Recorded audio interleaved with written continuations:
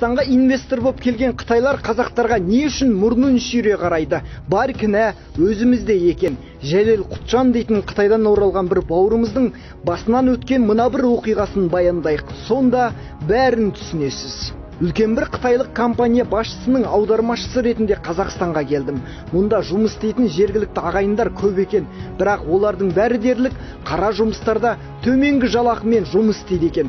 Уақыт өте келе мен басшылардың жергілікті ұлт өкілдеріне, яғни қазақ бауырларыма өте дөрекілік танытатындарын аңғардым. Оларға аз жалақы төлейтіндеріне қарамастан артық уақыт жұмыс істеуге және ауыр жұмыстарды атқаруға мәжбүрлейді екен. Онымен қоймай айғайлап, ұрсып сөйлеп, өз тілдерінде балағаттап жатады. Оқыған сауатты үлкен басшының қарым-қатынасы да сондай.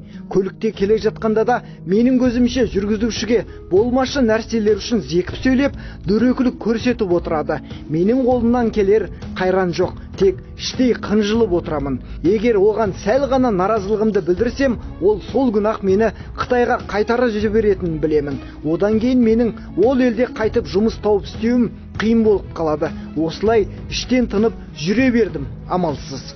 Бір күні көлікте жүргізушімен үшеуміз ғана келе жатқанымызда бастығым маған бұрылып бір қарады да кенеттен әңгіме бастады. Сен біздің бұл елдің халқын неге төмен санап жек көретінімізді білесің бе? Деді. Мен білмеймін деп жай ғана жауап бердім. Ол ары қарай сөзін жалғастырып сөйлеп кетті. Мен көп елдерде жұмыс істедім. Соның ішінде араб елдерінде де жұмыс атқардым. Ол елде жергілікті тұрғындар бізде жұмыс істемейді. Есесіне біздің әрбір жұмыс орнымызда олардың бір-бір адамы бақылаушы есебінде тіркеліп тұрады. Біздің барлық атқарған жұмыстарымыз сол адамның қол қоюынсыз бекітілмейді. Ал ол адам еш уақытта келіп бізбен бірге жұмыста отырмайды. Оған телефон соғып хабарласа алмаймыз. Олар ешқашан бізден пара алмайды. Орындалған жұмыстарға қол қойдыру үшін біздер ол адамның жолын тосамыз, соңынан қалмаймыз. Мейрамхана немесе қонақ үйге тоқтайтын кездерін күтеміз. Сөйтіп шығып келе жатқан уақытын тосып, тоқтаса қол қойдырып аламыз. Кейде бізге қайырылмай көлігіне отырып кетіп қалып, қаладан ондаған шақырым жердегі тұрақ жайларына дейін соңынан еріп баратын кездеріміз көп болатын. Сонда барып тоқтап, көлігінен түсіп үйіне кіргенше қолын қойдырып алуға үлгеруге тырысатынбыз. Сол үшін біз олардың елінде, халқында, ұлтында сыйлауға мәжбүр болдық.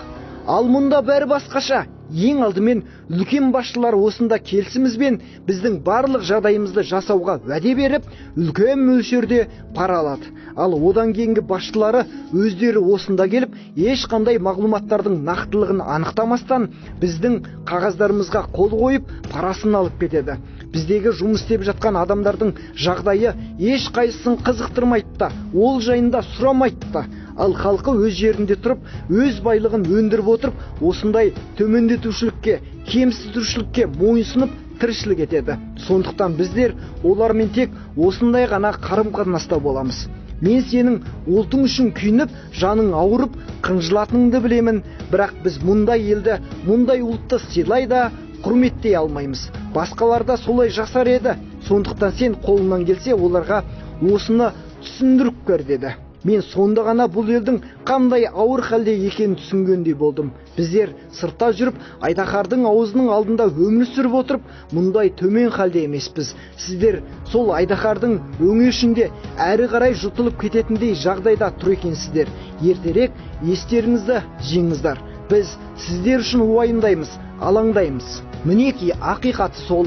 Іштен шыққан жау жаман демекші, ақша үшін арын сатып жіберетін намыссыз басшысы мақтар, ақша үшін өз бауырларын осылай Қытайға жығып беріп жатыр. Сөйтіп, сырттан келген келімсектер басымызға әңгір таяқ ойнатып жатыр. Бұл қашанға дейін жалғасады? Белгісіз. Сосын көп қазақтың бойын Қытай фобия билеп алған. Тап-таза үрей. Олар басып кіреді, таптап өтеді деп көршіні әлдеқандай етіп көрсетеді. Қытай әлемді жаулайды деген қате түсінік көп адамды алжастыруда. Тарихта өзінен 40 есе аз ғұндардан жеңілген Қытай қалай әлемді жауласын? 5000 жылдық тарихтағы тек хан, Сүй, Хун, Мин сияқты патшалықтар ғана Қытайдікі. Қалғаны көшпенді аңшы халықтардың Қытайды жаулап алуынан құрылған. Күлтегін тасындағы тапқашта Қытайды билеген көшпенді ел болатын. Моңғолдар 90 миллионнан аса Қытайды қырғынға ұшыратқан